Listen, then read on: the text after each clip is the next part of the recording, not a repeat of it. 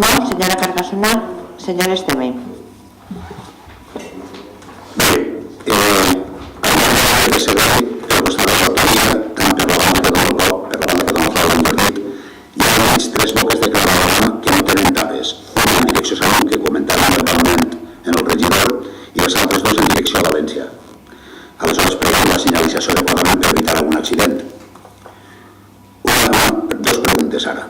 El passat 22 de gener vingueren el vicepresident del govern valencià, el senyor José Siscar, i la senyora d'Infraestructures Isabel Bonich, amb el motiu de la inauguració de l'ampliació del Canigó. Com a vegades, la seva portaveu, senyora Carceller, diu que és difícil arribar als de dalt del seu partit. Vull fer 2 preguntes. La primera és, aprofitant que són 2 persones també de màxima responsabilitat en aquest assumpte, i aprofitant la presència d'aquestes 2 autoritats de la Generalitat Valenciana del seu partit, la pregunta és, aprofitant per acabar l'acte d'inauguració per ensenyar-los les vies que des de fa 25 anys divideixen el nostre poble i de pas demanar-los recolzament per al seu soterrament? I la segona, que ha estat negativa la resposta a la primera pregunta, l'altra pregunta seria, per a quan pensen demanar-los als seus diputats de Madrid que inclouen la partida pressupostària per al soterrament de les vies de Puçol en els propers pressupostos generals de l'Estat?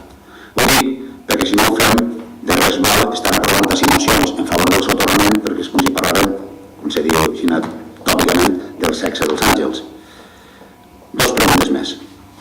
De tots els que sabeu, com ha actuat vostès el Partit Popular tant a nivell local com la Generalitat Valenciana com el Govern Central en matèria de mitjans de comunicació. Vostès tancaren l'emissora municipal de televisió de Puçol, la Generalitat Valenciana tancava la Ràdio i Televisió Valenciana i el Govern Central ha ordenat la desconnexió de les emissores de ràdio, Catalunya Ràdio i Catalunya Informació. Donat que hi ha mitjans de comunicació a la nostra llengua, els fem 2 preguntes. Primera, com a govern local, estan vostès d'acord amb la política de tancaments de mitjans de comunicació en la nostra llengua que porta el seu partit? I la segona, en la meva entitat, el periòdic Notícies de Puçol cada vegada amb menys informació en valencià, la qual cosa es pot comprovar en cada un dels números que apareix, vol dir que hem la nostra llengua per complet l'únic mitjà que ens queda? I ja per acabar, una pregunta.